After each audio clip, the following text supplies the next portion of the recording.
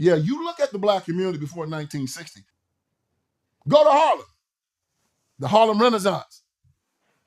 I was told by this very nice white lady that back in the 50s and 60s, white people used to get up in the morning time just to go to Harlem to watch black folks go to church. That's how beautiful we were. Now you go out to Harlem at night, you better have a gun. Yeah, man. That's only funny because Danielle and I lived in Harlem. We used to live in Harlem. Lived in Spanish Harlem, but man, once you get past 103rd Street, 103rd Street, it's like you can see the difference you can see all of a between sudden the it's upper like, 90s and 103rd.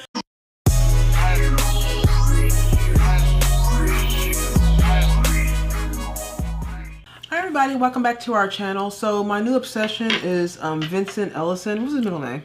Everett? I think so. Saw him once before on the Tucker Carlson. We did a video about that. And that kind of, I feel like a little bit, I don't know if it put him on the map, but that was a good interview. I'll tell you that right now. It's one of my favorite ones. But anyways, so we're gonna take a look at this. He's talking about the Democratic Party. And the nerve of these Democrats. The nerve of these Democrats.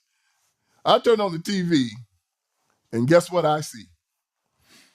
I see Jim Crow Joe Biden, the president of the United States of America, in the pulpit of a black church. Yeah, Mother Emanuel Church in Charleston, South Carolina, where 9 people were murdered by white supremacists.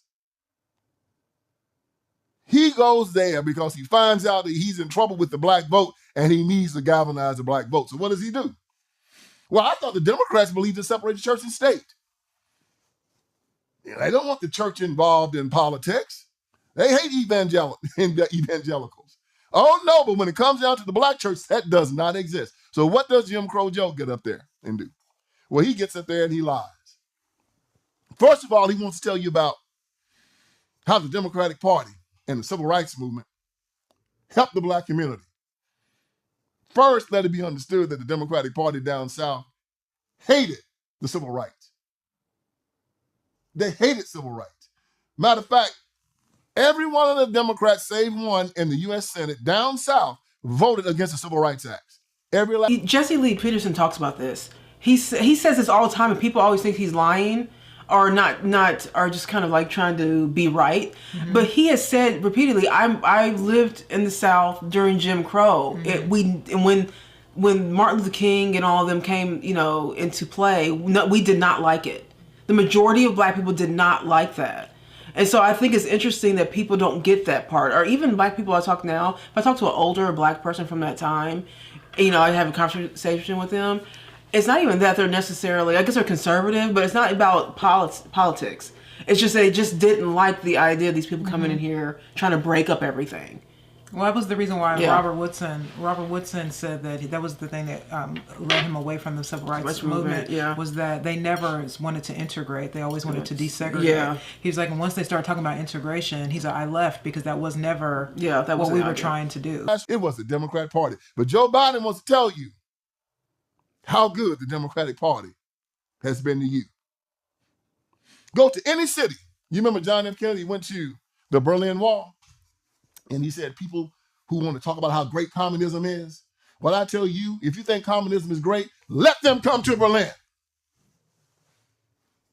Well, I tell you, if you think the Democratic Party is great, and if you think the Democratic Party has been great to black people, let them come to Detroit.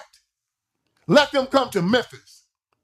Let them come to Chicago. Let them come to New York. Let them come to Seattle, Portland, Oakland. Anywhere they rule. All you see are the worst schools, the worst neighborhoods, violence. All they do is meditate on blood. And the entire black caucus, a bunch of black politicians, all of them. They rule over ghettos and slums. Oh, but they're on top. So Joe Biden goes into the black church and does what Joe Biden does. He lies. Talking about the civil rights movement and how they did this and that, and all that and that for the civil rights movement. No, they didn't. The black community was much better before the civil rights movement. Oh, you don't believe it? Before. The black community was, he's right. The black community was better off before the civil rights movement. And I was bamboozled by that for many years. I really, it took me to really dive deep into Thomas Sowell and Walter Williams and history. Period. And even if you watch the show, there's a show called Cutting Through the Culture. Yeah, so with good, Chad. It's Chad O'Jackson. He's the one it's of the his stars channel. He was one of the stars of the documentary. I'll link it below. Uncle Tom. Yeah.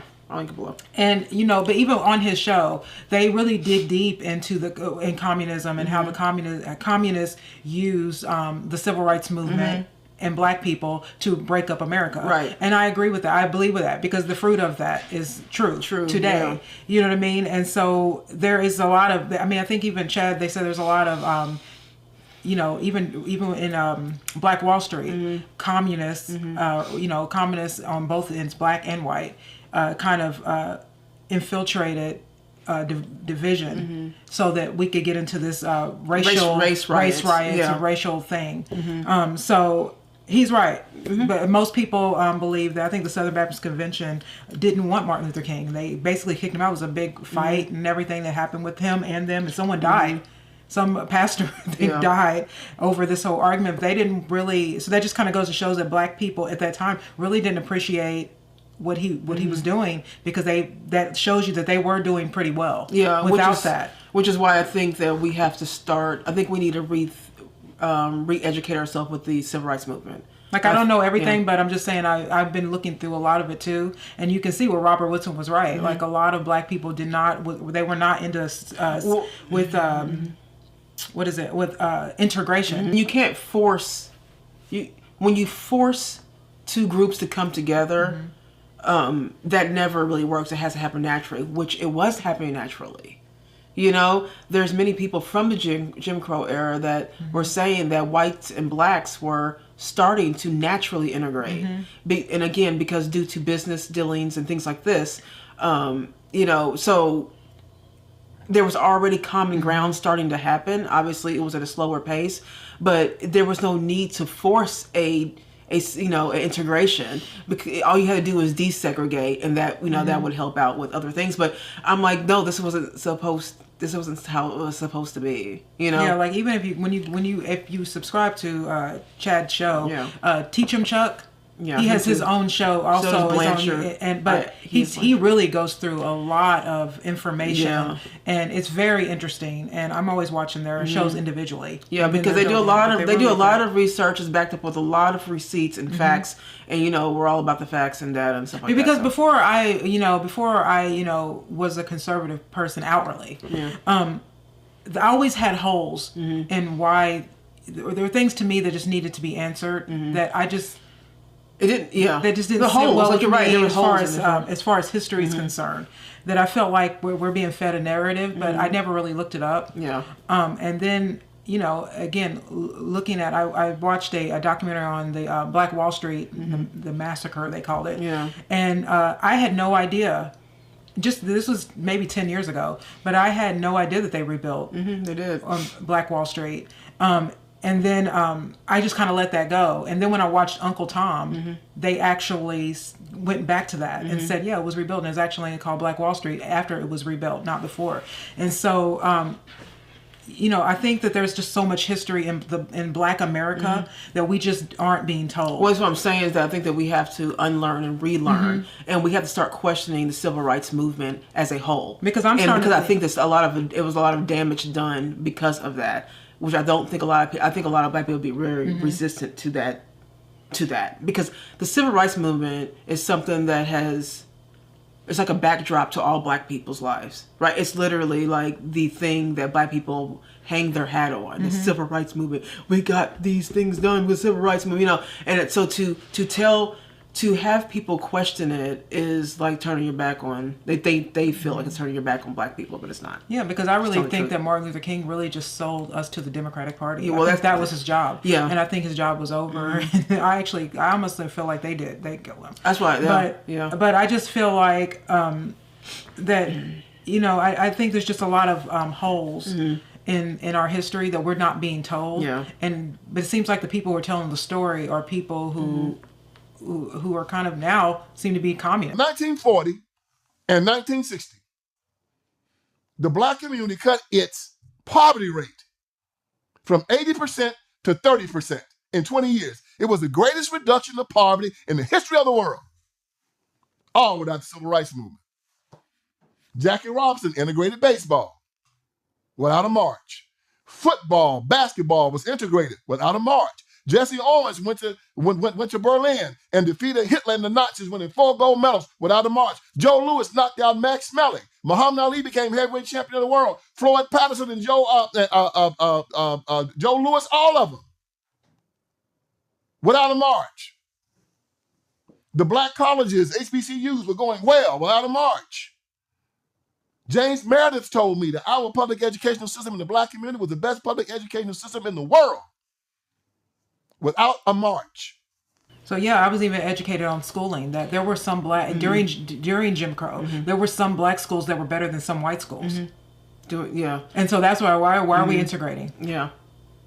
Our reading levels were higher. Yeah. We were actually, some of them were out, succeeding over white schools. So, but if you well, why were we? So that it all just seems very, what's the word? Political. Why they integrated? Right. It all feels political for them to do that. If we were already doing well, and not even that, not even just doing well, we're succeeding and achieving at rates that others were not able to keep up with. So this idea of you had a head start because you're white, that doesn't make any sense when we were doing really well. Black family was together. 80% of black children being born in 2-parent families. Black men going to prison didn't even exist. Crime didn't exist.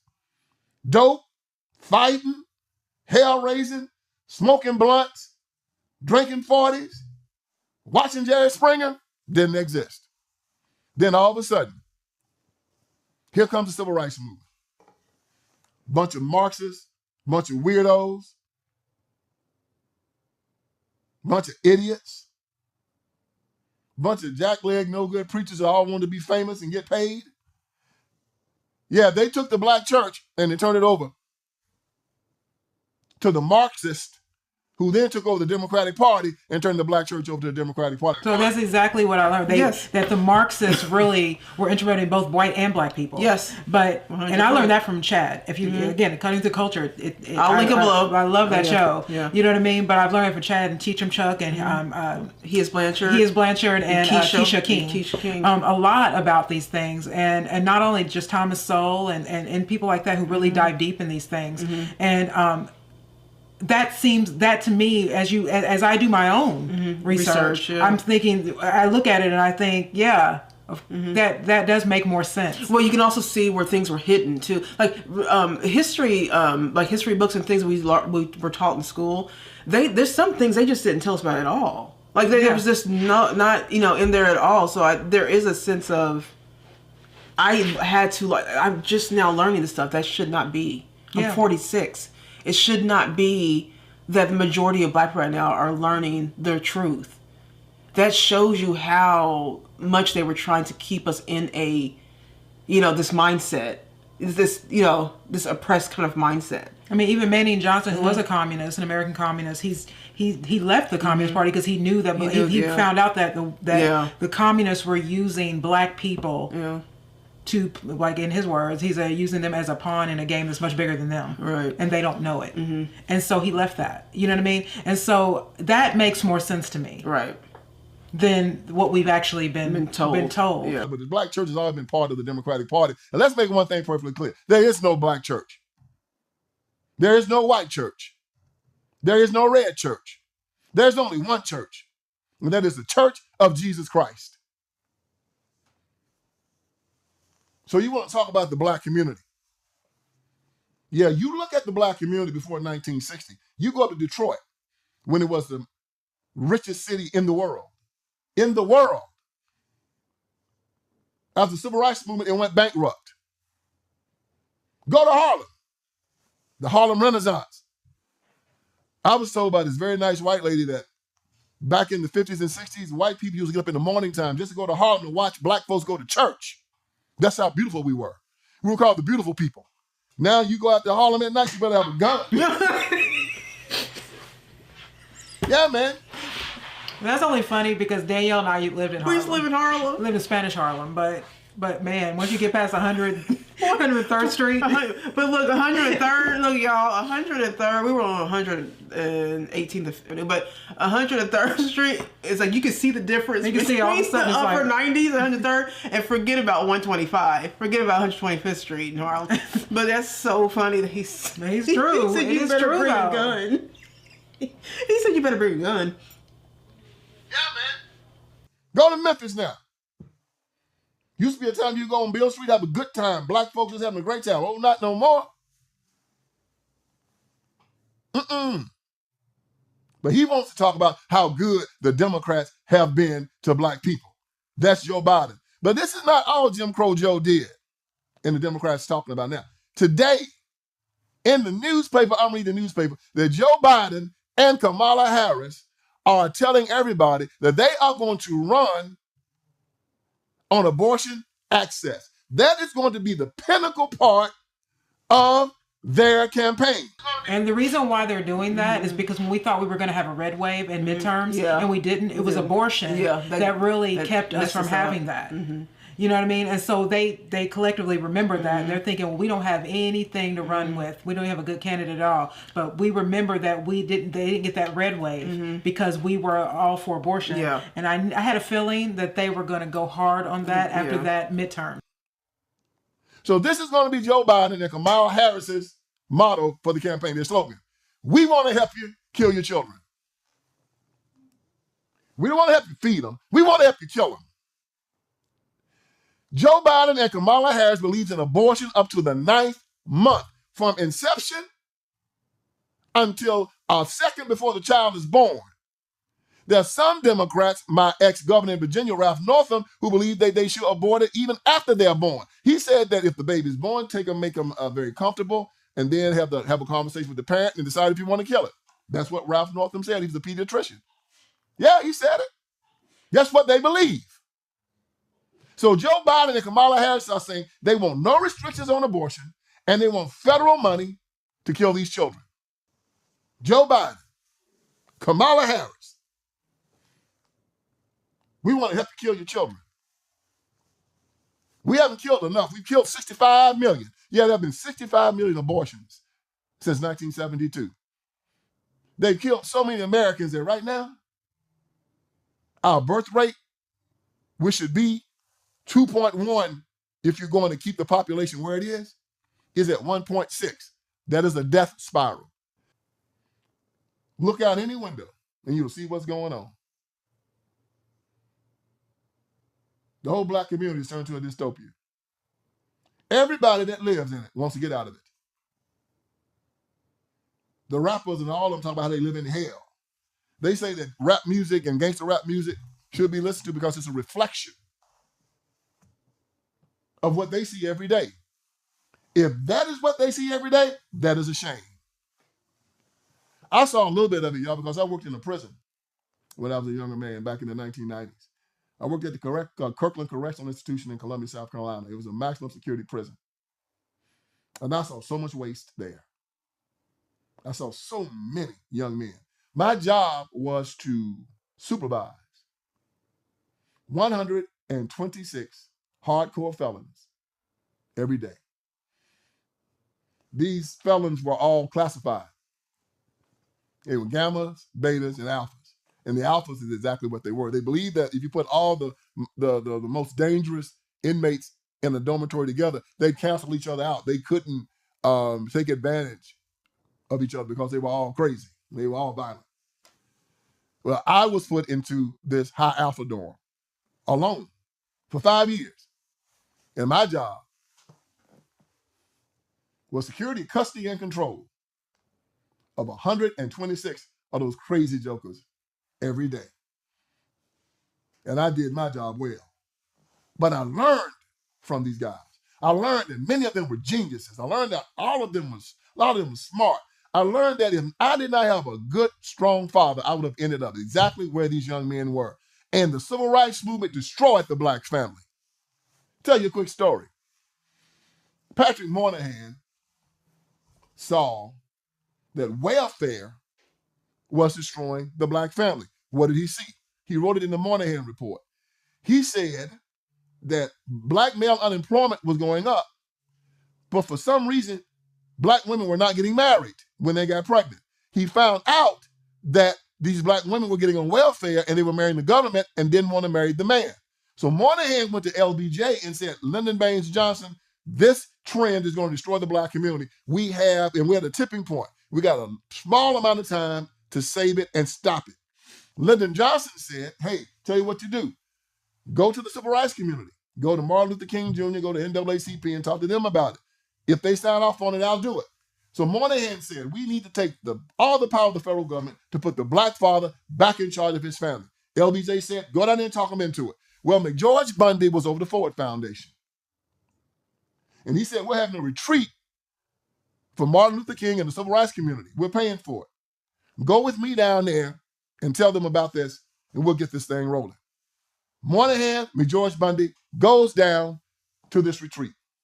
In his book, Bearing the Cross, David Garrow writes about this meeting. David Garrow said that Moynihan came in there, showed them what he had found, and he said it was a wonder Moynihan got out of that room alive. He said they cussed him out, called him a racist, told him that da. The feminists in the movement said that a marriage was like slavery, and that if they were going to use federal money for anything, it wasn't going to be to put the black man back in charge of the family, but it was going to be to put the black woman in charge of the family. So they went to the White House and they lobbied LBJ, Lyndon Baines Johnson, to instead of using welfare to put the black man back in charge of the family, they said, we're going to use welfare to kick him out. And they put the man in the house clause in welfare.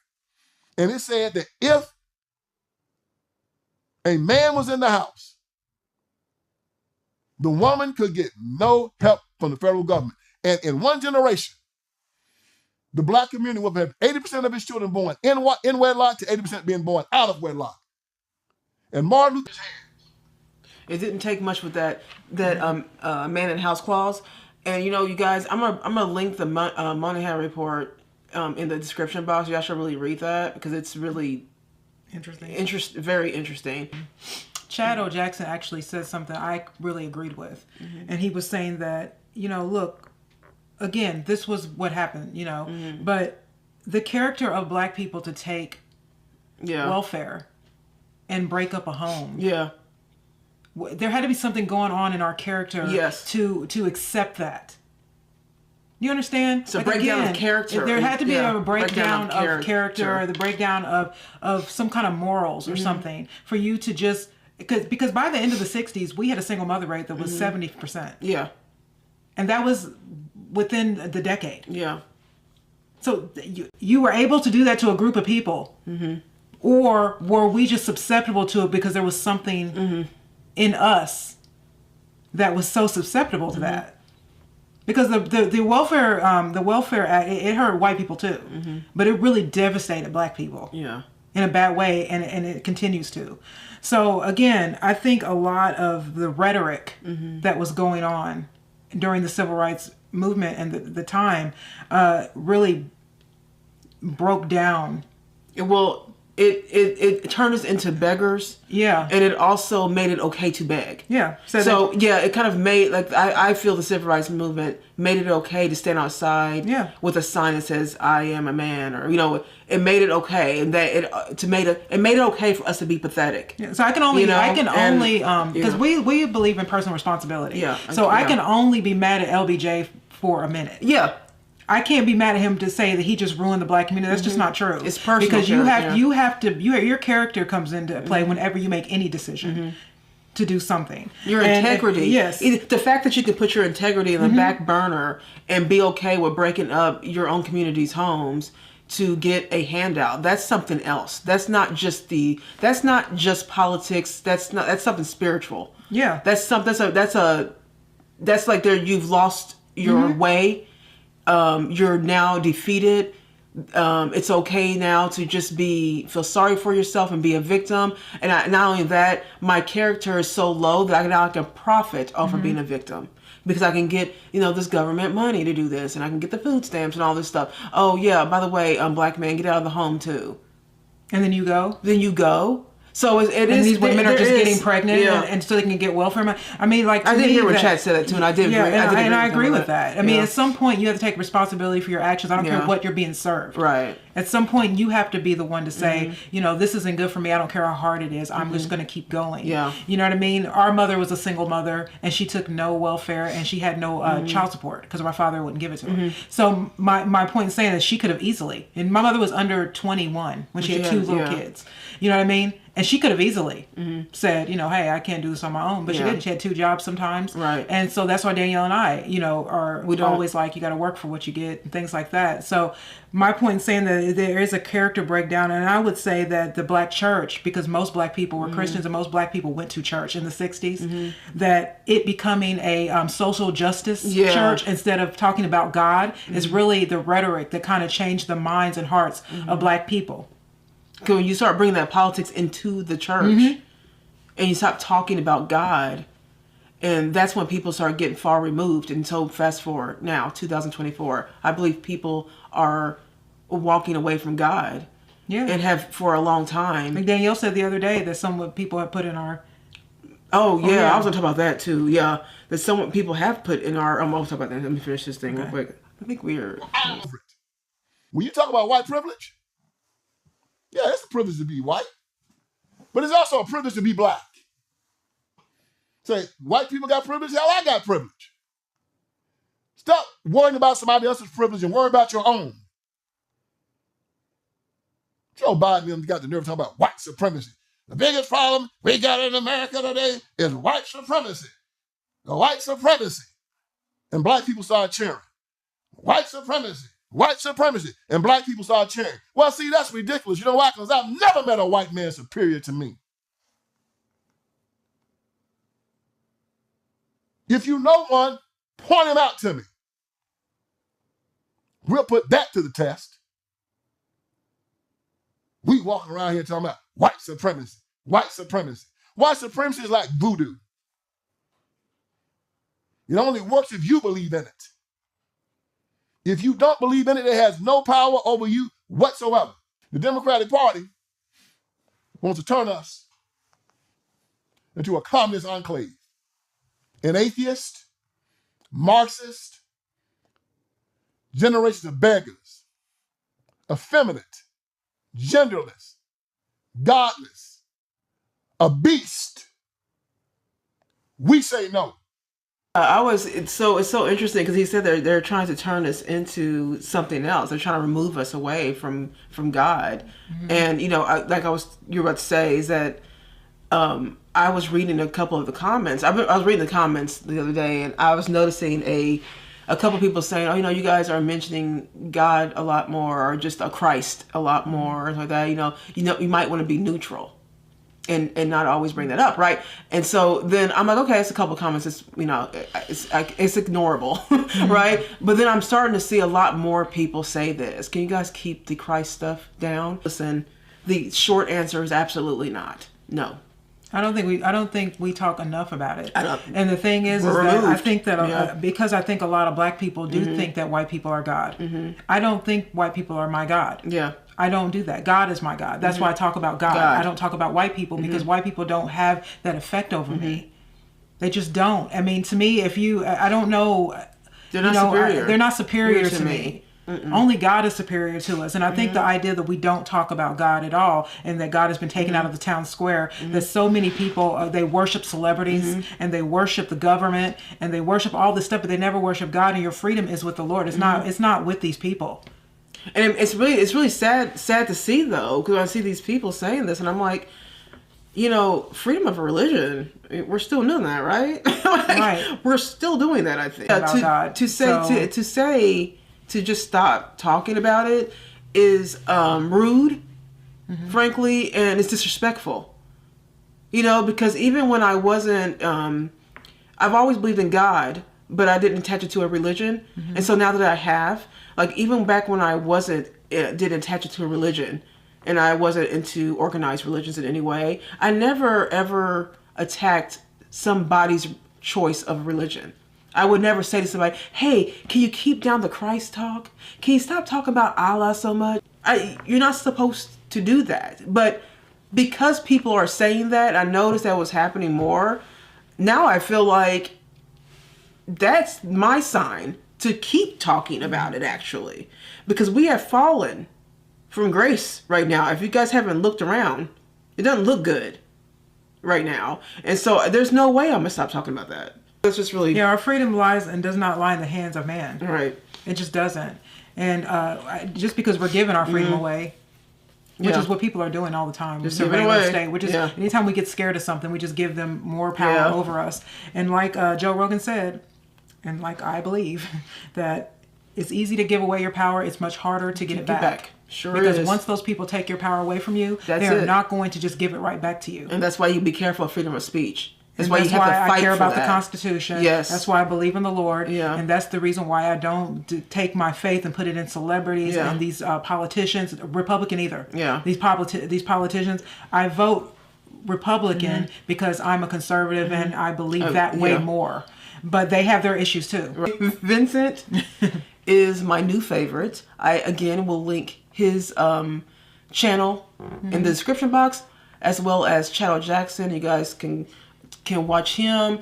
When you go to Chad's channel, go to his live. Yeah, he has a live every Sunday. Yeah, he has a show, but I think it's around 9:00. Yeah, but it's always really good. It's just wonderful. It's really good, and then their individual shows are really good too. But I always watch them. I never missed it on Sunday, and they always teach you something. And you know what I mean. And I think that it's always good to be humbled and taught, things. And like again, I'm always watching Larry Elder and Vincent. But it makes me happy when I see Black people kind of waking up to some of this stuff and also educating themselves on that. So So let us know what you guys think about all of this. We would love to hear your thoughts on really everything and what's going on.